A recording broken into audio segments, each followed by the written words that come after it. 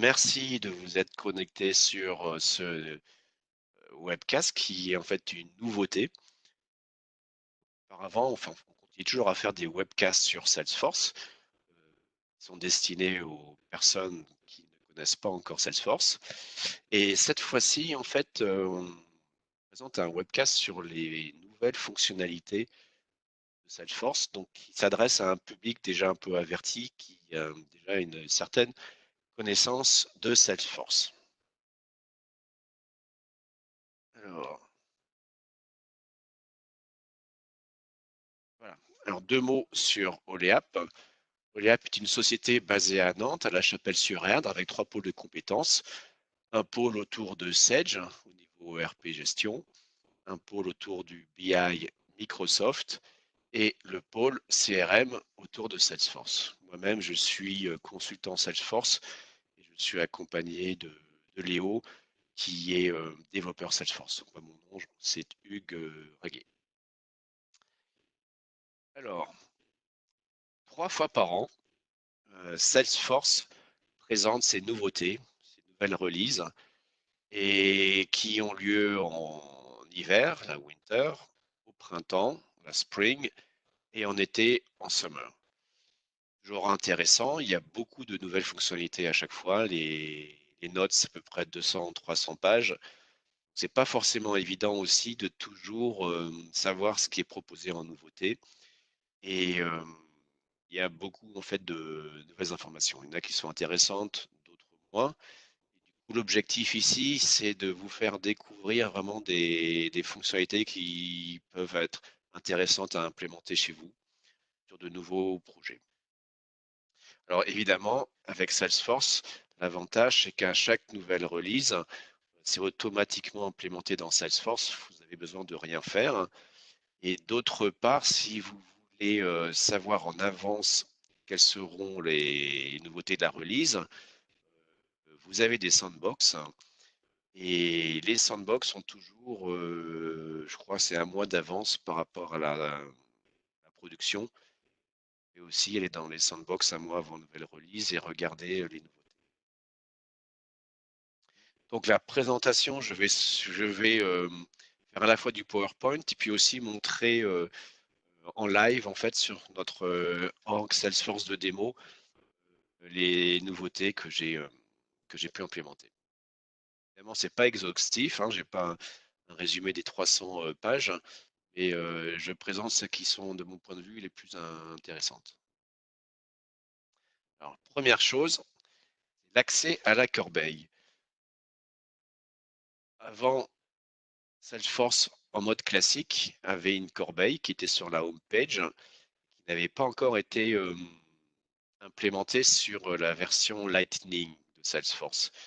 Si vous voulez accéder à la corbeille, vous étiez obligé de switcher en mode classique et de revenir après en mode Lightning. Avec la release Winter 20, maintenant vous avez accès à la corbeille, je vais vous montrer.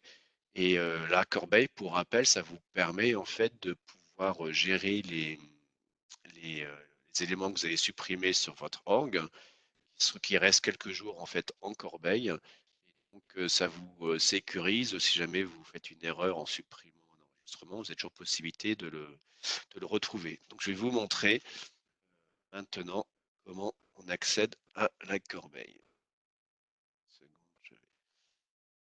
Là, vous avez à l'écran l'org de démo Salesforce que nous utilisons. Donc nous sommes en version Lightning. Et la corbeille, en fait, si vous connaissez un peu, c'est les 9 petits points magiques ici. Vous cliquez là, vous voyez ici, parmi les éléments corbeille. Et vous avez plusieurs corbeilles, en fait. Vous avez ici, ça c'est ma corbeille personnelle, et vous avez aussi la corbeille de l'organisation. Vous voyez tous les éléments qui ont été supprimés par d'autres personnes. Je prends ma corbeille, et du coup, j'ai pris alerte.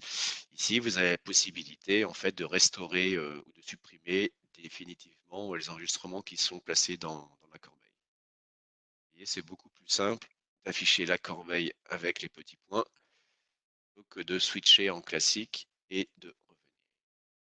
Tout ça parce qu'il faut bien comprendre que le passage à Lightning a été un effort important pour Salesforce et qui a été réalisé il y a 3, 4 ans ou 5 ans. Et donc petit à petit, en fait, ils ont à chaque nouvelle release mis dans Lightning des fonctionnalités qui étaient classiques. Et évidemment, ils ont commencé par les plus importantes. Donc c'est pour ça que maintenant, on est quasiment à finaliser tout le passage en Lightning quasiment. Et donc la corbeille, c'était un des derniers éléments qui était uniquement en classique pour l'instant. On bascule sur la presse. Lightning, justement, avec cette release Winter 20, un signal fort a été lancé, c'est que maintenant, il faut passer en Lightning. Et Lightning a toujours la possibilité de rester sur du classique. Mais par contre, Salesforce nous a dit que bientôt, en fait, je ne sais pas dans combien de temps encore, mais il est fortement recommandé de passer sur l'expérience Lightning.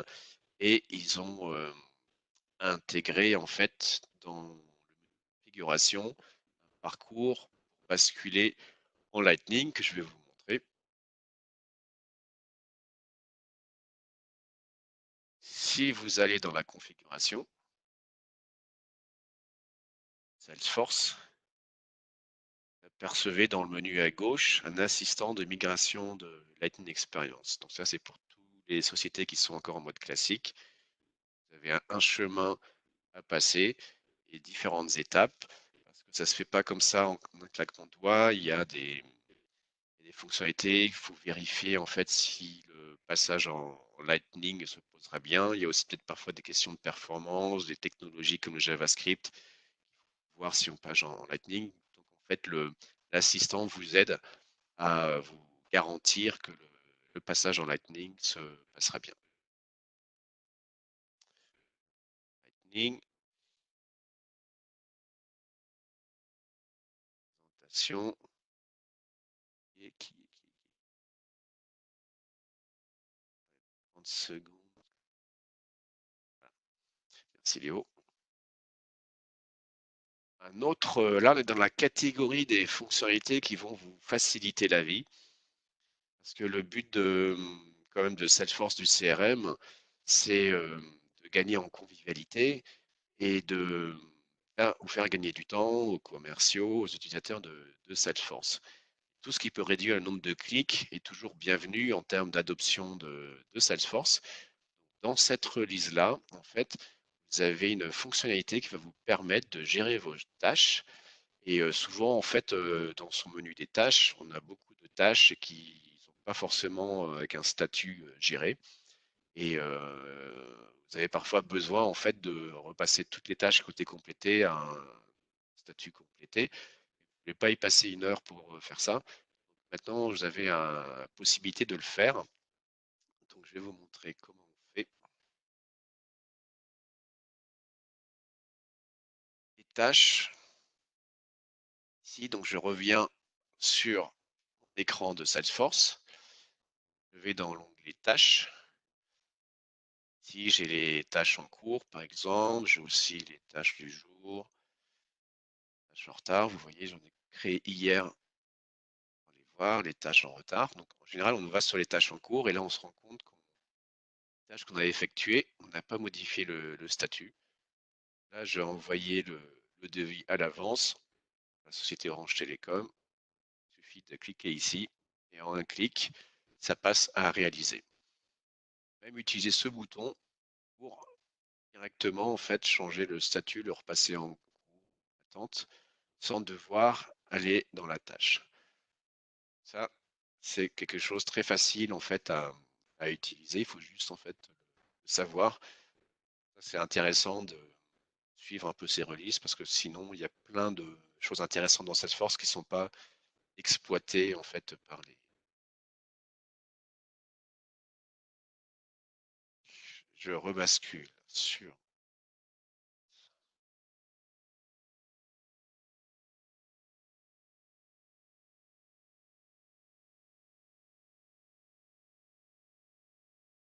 Donc ça, c'était le clic pour changer le statut des tâches rapidement.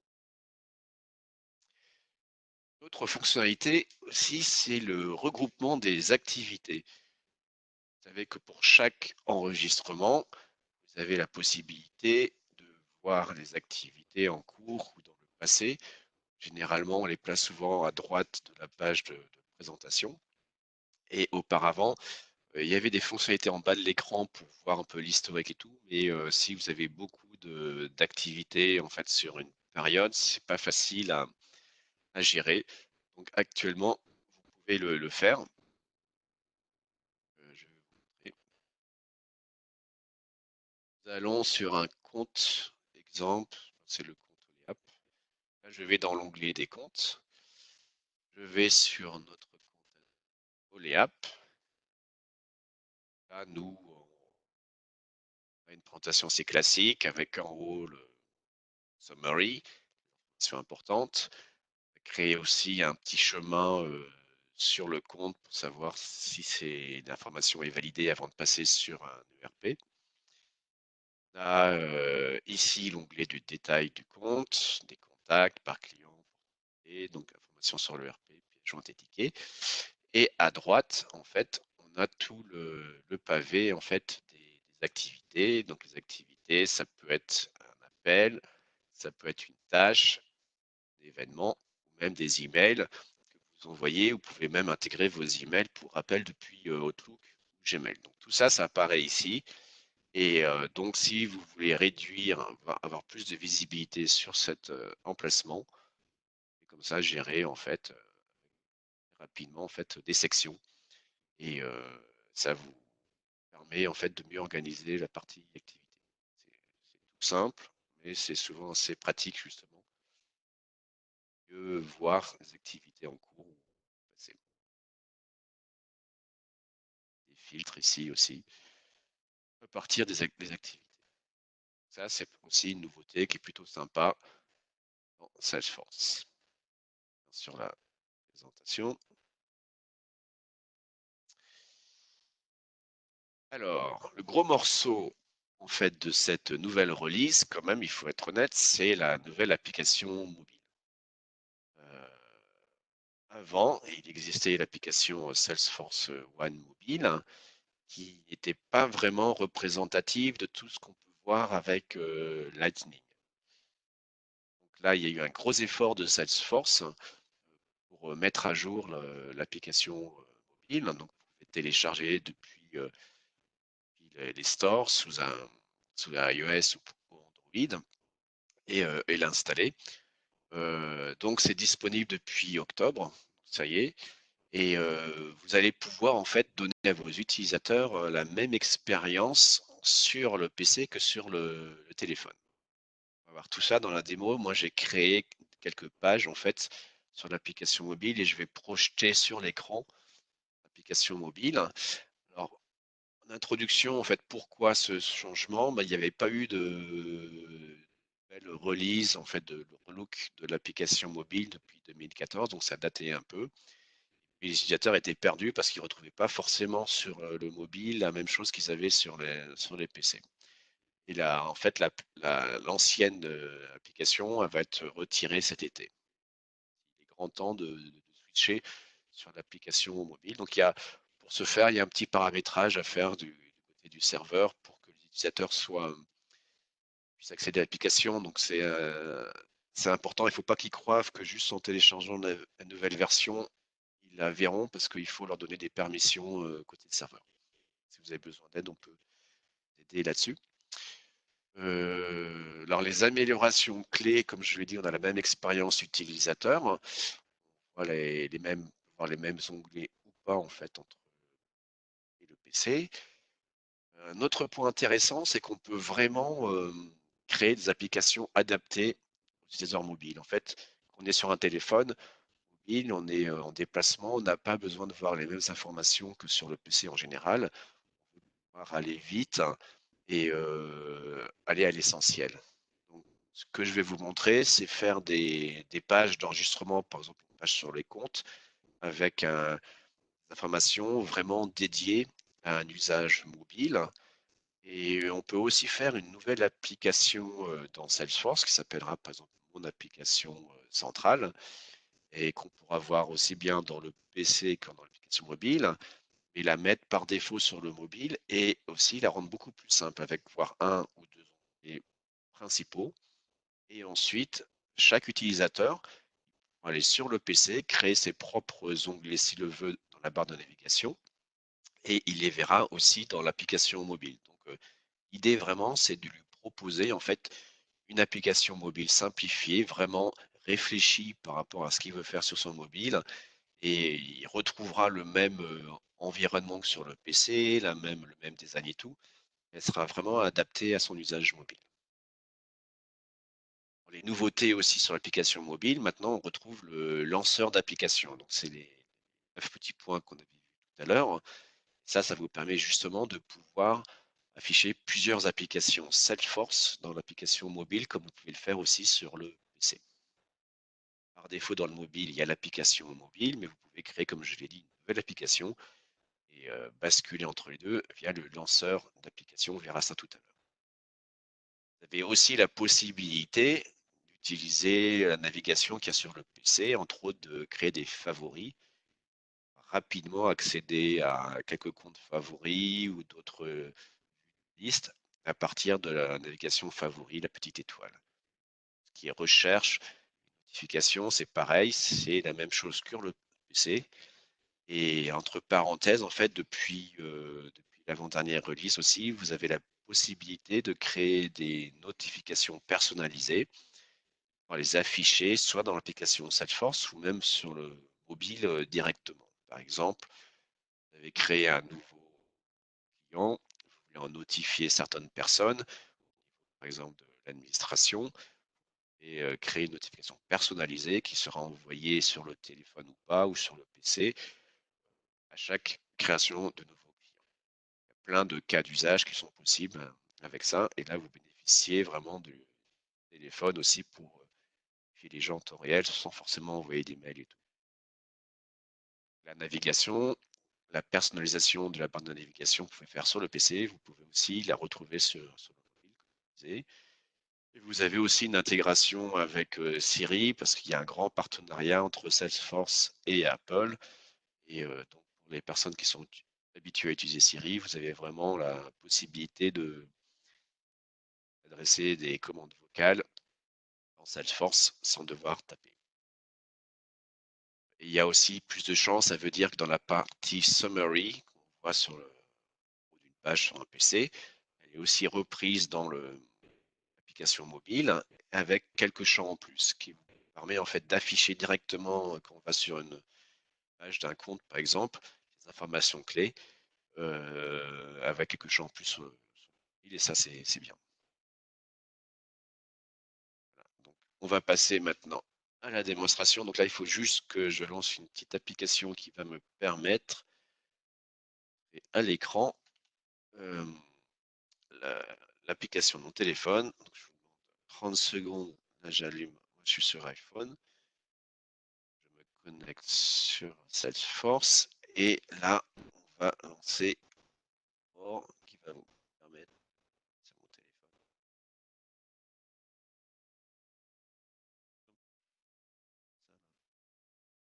C'est l'opération technique. Je recopie l'écran.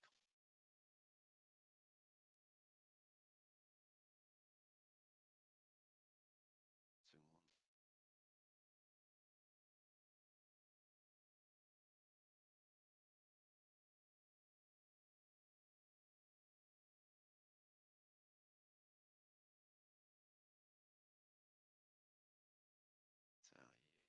Basculer. Voilà. Vous voyez maintenant mon écran de téléphone sur le menu. Là, voilà. Là, j'ai mon application Salesforce, nouvelle version installée. Donc, je fais un petit aperçu rapidement. Donc là, comme je le disais, il y a le lanceur d'application qui permet de retrouver en fait les différentes applications qu'il y a dans Salesforce. C'est aussi le mobile only, c'est ce qu'il y avait avant, c'est l'application dédiée à Salesforce. C'est sur l'application que j'ai créée. En bas de l'écran, donc à droite, il y a le menu. Vous retrouvez la petite cloche avec les notifications, l'outil recherche qui est le même que sur le PC. Vous avez entre autres les favoris. Sur les favoris, ben moi j'ai mon compte Cara SAL qui est mon client favori. Là, je peux rapidement en fait retrouver les informations de mon compte. Et pourquoi je vous montre ça? Parce qu'en fait, j'ai adapté cette page-là. J'en ai fait une page de compte spécifique à l'usage mobile. Elle est spécifique donc parce qu'en haut, je retrouve le summary, donc avec les principaux champs qui me permettent de retrouver quel type de compte, si c'est un client ou un prospect, son téléphone, secteur d'activité et son adresse. Ce que j'ai rajouté en fait spécifiquement pour le téléphone, c'est un graphique avec là, c'est le statut de mes opportunités, de mes affaires sur les trimestres actuels et prochains. Donc là, imaginez le commercial très rapidement sur son téléphone, quand il prépare une visite sur un compte, il est capable de voir en fait le nombre d'opportunités qu'il y a sur ce compte-là prochainement. Déjà, ça lui permet de savoir qu'est-ce qu'il fait comme chiffre d'affaires avec lui et un chiffre d'affaires potentiel. J'ai rajouté aussi en dessous rapidement la liste des opportunités en cours. Là, il va pouvoir voir rapidement en fait comme ça ces opportunités, sur quelle étape il en est, le montant et les dates de l'offre. Naviguer, je vais sur retour. Je reviens sur ma page de présentation compte. Et qu'est-ce que j'ai rajouté en plus? J'ai rajouté un petit écran qui va permettre au commercial en fait de pouvoir indiquer un petit compte rendu sur le compte. Donc là, il y a une petite barre qui permet de noter en fait de 0 à 10 avec le doigt. J'ai mis 1, c'est sur plus la santé du compte. Voilà, donc c'est un compte qui est plutôt bien. Je mets 7. Là, je peux rentrer du détail. Là, je fais F comme ça. Et l'autre point, c'est qu'on s'est dit, est-ce que c'est un compte qu'on peut utiliser comme référence? Donc là, je mets oui. Alors, j'ai pas un grand écran. Ah ouais. Et sur le clavier. Ah, voilà, je fais terminer. Et du coup, rapidement, depuis mon téléphone, en fait, je peux donner un statut sur le compte. Ça, c'est derrière, c'est juste un flow. C'est un des outils dans Salesforce pour créer un petit processus. Et ces flows permet de faire des écrans de saisie et derrière d'enregistrer les informations. Donc, typiquement, voilà un exemple d'écran de saisie que je peux mettre à disposition des commerciaux pour interagir avec leur compte. Et donc, en dessous, en fait, on retrouve les listes classiques par rapport à tout ce qui est information associée à les contacts, opportunités, tickets, etc. Ça, j'ai laissé en fait sur cette page-là. On pourrait aussi la retirer pour pas surcharger l'application. Et je fais un retour pour revenir à ma page. Et donc sur cette page-là aussi, tout en haut, j'ai des boutons, des actions en fait, modifier, supprimer, etc. Et c'est des boutons que je peux moi-même décider de mettre. Je reviens un peu dessus pour vous montrer maintenant cette application qui s'appelle Mon App Démo, une application que j'ai spécifiquement créée pour l'usage des mobiles. Là, j'ai fait une page en fait, qui s'appelle Démo centrale, qui est accessible à tout le monde, où on a une vision en fait des 90 prochains jours sur les opportunités, statut, chiffre d'affaires. Et j'ai mis aussi l'agenda du jour. Ça, je pense que c'est souvent utile pour les commerciaux, les tâches en cours et aussi les derniers éléments visualisés. Donc ça, tout le monde voit cette page-là. Et si je reviens là, après, mes top opportunités, ça c'est moi-même en fait qui est à partir de l'application sur le PC. J'ai créé un nouvel onglet dans la barre de navigation avec ma liste qui s'appelle mes top opportunités. Là, je retrouve les opportunités qui sont d'un montant supérieur, je crois, à 50 000 euros. Ça, c'est moi qui ai personnalisé en fait cet onglet. L'avantage d'une telle application, c'est que vous faites quelque chose de très simple avec les informations qui sont utiles à tout le monde et ensuite chacun peut après rajouter ses propres onglets en fait de l'application. Il y a vraiment possibilité de faire des applications mobiles très simples et adaptées à l'usage des connexions. J'en ai fini avec la démonstration de la session. Hop, j'éteins ça. J'ai encore deux, trois pages PowerPoint. Une autre fonctionnalité qui peuvent intéresser les personnes, c'est sur les opportunités. En fait, quand vous avez beaucoup de produits d'opportunités, vous avez possibilité de trier les produits. Et je vais aller sur une opportunité avec beaucoup de produits. Si je vais dans l'onglet produits, voilà, vous retrouvez ce bouton-là. Et ici, vous avez possibilité de déplacer les produits en bas en gauche. Donc ça, je sais que sur les forums, il y avait certains clients qui en avaient besoin pour pouvoir trier, soit par date, soit par prix, en fait, leurs produits d'opportunité. Sachez en tout cas que ça existe, qu'il y a ce bouton trier, c'est sur le PowerPoint.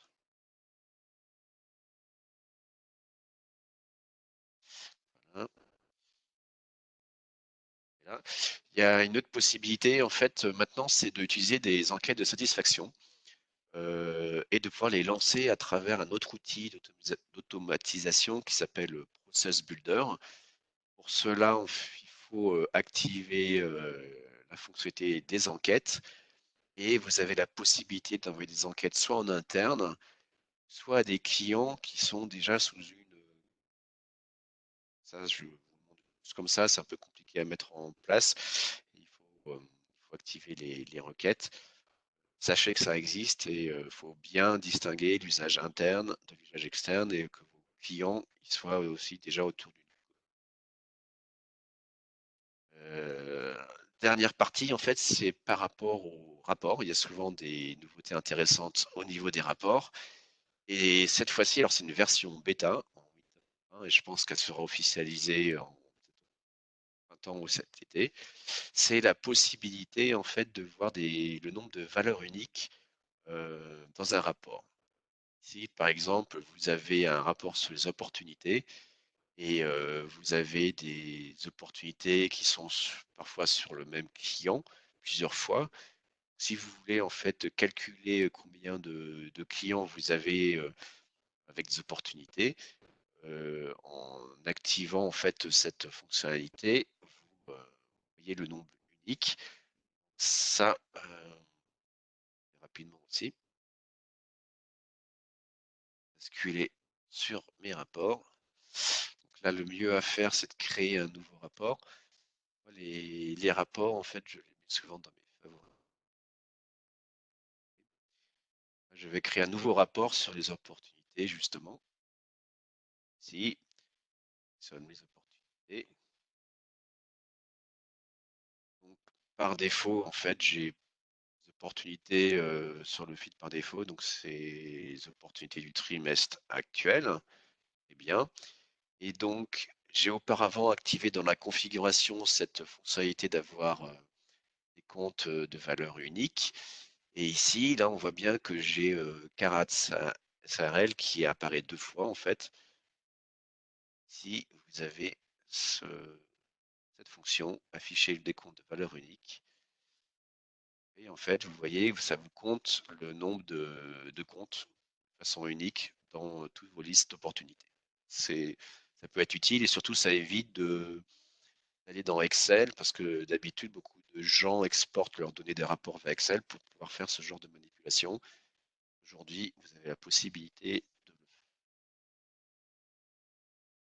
Dernier point, au niveau des rapports toujours. c'est la dernière, c'est une formule. On appelle ça formule au niveau de la ligne. C'est-à-dire que dans le rapport, on va pouvoir faire des calculs ligne par ligne. C'était pas possible avant. Donc, pareil, avant, ce que les gens faisaient, ils exportaient les données de leur rapport Salesforce dans Excel pour pouvoir faire des calculs.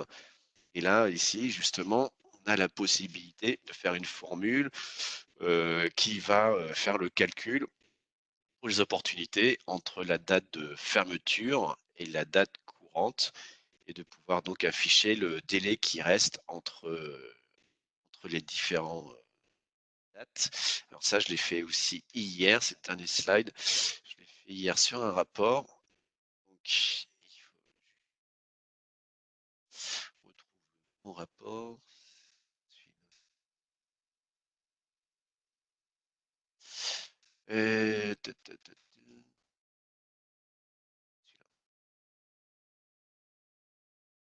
Si je modifie le rapport, là, en fait, c'est cette colonne-là qui a été créée. Donc, pour créer cette formule, c'est assez simple. En fait, il faut plus, ici, j'ai déjà fait, mais c'est ajouter une formule au niveau de la ligne. Ma formule, elle est là.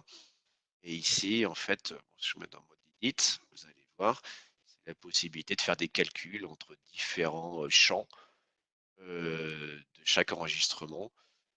Là, en effet, ben, je calcule close date moins created date et ça me donne ici le nombre de jours restants. Donc là, vous voyez sur mes opportunités, j'ai la date de création, j'ai la date de clôture, un champ standard qui calcule déjà l'ancienneté de l'opportunité. Moi, je veux aussi savoir combien il restait de jours avant la date de remise de l'offre, par exemple. Cette formule-là me permet en fait de calculer donc l'instant, de pouvoir ensuite, dans des dashboards, pouvoir analyser sur quelle opportunité en fait il faut que je me concentre ou si beaucoup de jours ou pas assez de jours, créer des alertes, etc. Ça, c'est aussi quelque chose qui était beaucoup attendu dans la communauté Salesforce, la possibilité en fait de, dans des rapports, de pouvoir faire plus de. Dernier point, il y avait, c'était c'est au niveau là vraiment au niveau service, Salesforce Service, vous avez la possibilité d'interagir à travers différents canaux avec vos clients. Il y a un nouveau canal maintenant qui est intégré à Salesforce, c'est WhatsApp. Donc, moi, je pense que c'est quelque chose qui est assez intéressant parce qu'il y a beaucoup de WhatsApp. Ça vous permet en fait d'avoir des clients qui peuvent interagir avec votre service support via WhatsApp. Donc, vous voyez, il y a comme c'est dommage en fait de passer à côté de toutes ces nouveautés. Ça demande un certain temps en fait pour pouvoir analyser ce qui est nouveau à chaque release et ce qui peut être exploitable ou pas exploitable. Et c'est vrai que je pense qu'actuellement, les gens utilisent peut-être à 10, 15, 30% maximum les fonctionnalités standards de Salesforce. Et plus en fait on monte des choses faciles à utiliser et nouvelles, la possibilité en fait de utiliser Salesforce. C'est l'objectif en fait de ce genre de webcast. Je vous dis à la prochaine fois et puis bonne journée et bonne fête de fin d'année.